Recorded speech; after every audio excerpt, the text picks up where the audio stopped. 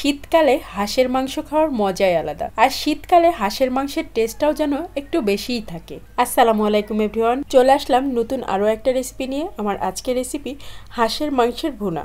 এই হাঁসের মাংস ভুনা দিয়ে আপনি চাইলে চালের আটার রুটি খেতে পারেন, চাইলে চিতই পিঠাও খেতে পারেন, আবার গরম গরম ভাতের সাথেও কিন্তু দুর্দান্ত লাগে। আজকের রেসিপিটা নতুন রাঁধুনি আপুদের জন্য অনেক কাজে লাগবে। তো চলুন আজকের রান্নাটা শুরু করি। আর ভালো লাগলে ভিডিওটা বেশি বেশি করে শেয়ার দিবেন, আর অবশ্যই একটা লাইক দিয়ে দিবেন। আজকে আমি 2 কেজি পরিমাণ হাঁসের মাংস রান্না করব। তো সেই জন্য আমি চুলায় একটা কড়াই বসিয়ে দিয়েছি, আর তাতে দিয়ে দিলাম 2 টেবিল চামচ সরিষার তেল।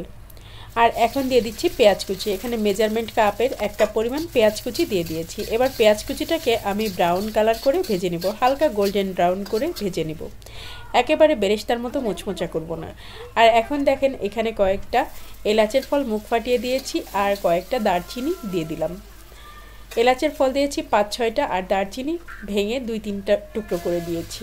3 টেবিল চামচ রসুনের পেস্ট আর 1 টেবিল চামচ আদার পেস্ট দিয়ে দিলাম। 1 টেবিল চামচ মানে 4 চা চামচ। তো এখানে আমি রসুন বাটা দিলাম 3 টেবিল চামচ, আর আদা বাটা দিলাম 1 টেবিল চামচ। আবারও বলছি 1 টেবিল চামচ মানে 4 চা চামচ। এখন এই মশলাটাকে ভালো মতো কষিয়ে নেওয়ার পরে এর মধ্যে হালকা একটু পানি দিলাম। আদা রসুনটাকে ভালো মতো না কষিয়ে নিলে কাঁচা একটা গন্ধ আসে, তাই অবশ্যই এটাকে ভালো করে কষিয়ে নিতে হবে। লবণ দিলাম 1 চা চামচ, হলুদের গুঁড়া দিলাম 1 চা চামচ, মরিচের গুঁড়া দিলাম 1 চা চামচ, জিরার গুঁড়া দিয়ে দিব 1 চা চামচ, ধনিয়ার গুঁড়া দিয়ে দিব 1 চা চামচ। এখন আবারও ভালো মতো মশলাগুলোকে কষিয়ে নিতে হবে। প্রতিটা স্টেপে মশলাগুলো যদি ভালো মতো কষিয়ে নেওয়া হয় তাহলে কিন্তু মশলার কাঁচা গন্ধও আসে না, আর খুব সুন্দর আসে তরকারির টেস্ট। প্রতিটা রান্নার ক্ষেত্রে এই জিনিসটা খুবই গুরুত্বপূর্ণ, যে মশলাটাকে ভালো মতো কষিয়ে নেওয়া। আগে থেকে কেটে ধুয়ে পরিষ্কার করে রাখা হাঁসের মাংস, এখানে 2 কেজি পরিমাণ হাঁসের মাংস আছে। হাঁসটা দেশি হাঁস ছিল এবং ডিমও ছিল হাঁসের মধ্যে, তো ডিমগুলোও আমি রান্নার সাথে দিয়ে দিব। তবে সবার প্রথমে কিন্তু ডিমগুলা দেওয়া যাবে না, রান্নাটা কিছুক্ষণ করে নিতে হবে, তারপরে ডিমটা দিতে হবে। মাংসটা আগে ভালো করে কিছুক্ষণ রান্না করে নিতে হবে। তো মশলাটা ভালো মতোই কষিয়ে নিয়েছি, আর এখন এই মশলাটার মধ্যেই আমি দিয়ে দিব মাংসগুলাকে। কিন্তু কোনোভাবেই ডিমগুলাকে একসাথে দিয়ে দিবেন না, মাংসগুলোর সাথে কোনোভাবেই একসাথে ডিমগুলা ছেড়ে দেওয়া যাবে না, তাহলে ডিমগুলা কিন্তু গলে যাবে। কারণ আমি প্রথমে যখন মাংসটা দিব এই মশলাটার সাথে খুব ভালো মতো নেড়েচেড়ে কষাবো, তো সেই সময় কিন্তু ডিমগুলা ভেঙে যেত যদি আমি দিয়ে দিতাম, তাই আমি শুধু মাংসটাই দিলাম। এখন এই মাংসটাকে খুব ভালো মতো কষিয়ে নিতে হবে। হাঁসটাতে প্রচুর তেল ছিল, আর এখন শীতকালে প্রতিটা হাঁসই অনেক বেশি টেস্টি হয়, কারণ হাঁসে তেল থাকে অনেক বেশি। এই বছরে যতগুলো হাঁস খেলাম প্রতিটা হাঁসই অনেক টেস্টি ছিল, কারণ হাঁসে প্রচুর তেল ছিল। হাঁসে কিন্তু তেল না থাকলে হাঁস খেতে ভালো লাগে না। আর আপনারা জানেন আমার রান্না যারা রেগুলার দেখেন, আমি কিন্তু রান্নায় বেশি তেল ইউজ করি না। আর আজকের হাঁসের মাংসের উপরে যে লাল টকটকা তেলটা ভাসতে দেখেছেন, ওটা কিন্তু হাঁসেরই তেল। একটুখানি পানি দিয়ে দিলাম। এখন কিছুক্ষণ এটাকে রান্না হতে দিব, মোটামুটি 10 থেকে 15 মিনিট এটা রান্না হবে। তারপরে আমি এর মধ্যে ডিমগুলা দিব। মোটামুটি 10 মিনিটের মতো আমি মাংসটাকে একটু সিদ্ধ করে নিয়েছি। এরপরে এই যে ঝোলটা দেখছেন টকবক করে ফুটছে, এর মধ্যে এখন আমি ডিমগুলা দিয়ে দিচ্ছি। এই অবস্থায় ডিমগুলা দেওয়ার পরে আমি একদম নাড়াচাড়া করব না, বেশ 5-7 মিনিট ওয়েট করেছি। তারপরে আমি মাংসটাকে আবার নেড়ে চেড়ে দিচ্ছি। এর মধ্যে কিন্তু ডিমটা খুব সুন্দর মতো সিদ্ধ হয়ে গিয়েছে। তো এর মধ্যে যে দারচিনিগুলো দিয়েছিলাম সেগুলো আমি উঠিয়ে ফেলে দিচ্ছি, কারণ দারচিনি যে ঘ্রাণ যাওয়া দরকার ছিল সেটা কিন্তু অলরেডি চলে গিয়েছে, কারণ আমার রান্না প্রায় 20 মিনিটের কাছাকাছি হয়ে গিয়েছে, আর রান্নাটাও প্রায় শেষের দিকে।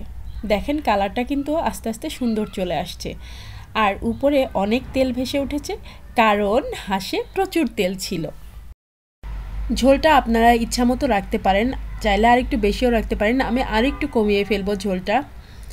তো এই মাংসটা আপনারা চাইলে চালের আটা রুটির সাথে খেতেই পারেন। চালের আটা রুটির সাথে হাঁসের মাংস কিন্তু ভীষণ ভালো লাগে। অনেকে চাপটি দিয়ে খেতেও পছন্দ করে, আবার অনেকে চিতই পিঠা দিয়েও খেতে পছন্দ করে, কিন্তু খিচুড়ি বা সাদা গরম ভাতের সাথেও খেতে কিন্তু দুর্দান্ত লাগে। শীতকালে আমার খুব প্রিয় একটা খাবার। তাছাড়া আমার বাড়িতে ছোট থেকে বড় সবাই হাঁসের মাংসটা খেতে খুব পছন্দ করে, আর আমার হাজবেন্ডের তো শীতকালে খুব প্রিয় একটা খাবার হাঁসের মাংস আর চালের আটার রুটি। এটা হচ্ছে তার খুব ফেভারিট একটা খাবার। আর শীতকালে আমাদের বাসায় হাঁসের মাংস রান্না করা হয়ও অনেক বেশি, কারণ শীতকালের হাঁসগুলা খেতে সত্যিই অনেক ভালো লাগে। গরমকালে কিন্তু হাঁসটা এতটা টেস্টি লাগে না যতটা টেস্টি লাগে শীতকালে। শীতকালে হাঁসগুলা খুব বেশি তৈলাক্ত হয়, যার কারণে হাঁসগুলা খেতেও বেশি মজা লাগে।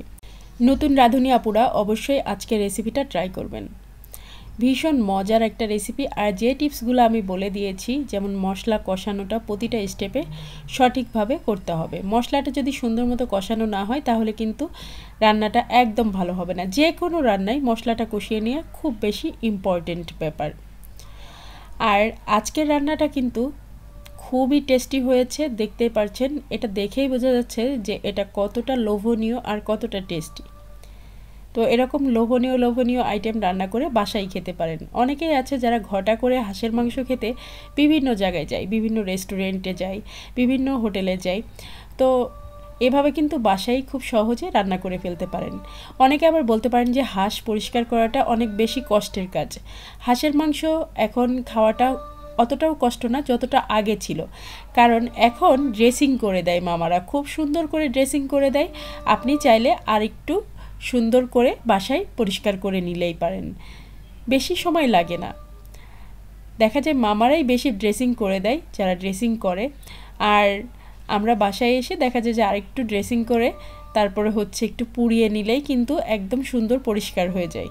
তো আজকে আমার হাঁসের মাংসটা ওই প্রথমে যখন প্রিপেয়ার করেছি সেই ভিডিওটা আমার ডিলিট হয়ে গিয়েছে, যার কারণে আমি আপনাদের সাথে শেয়ার করতে পারলাম না।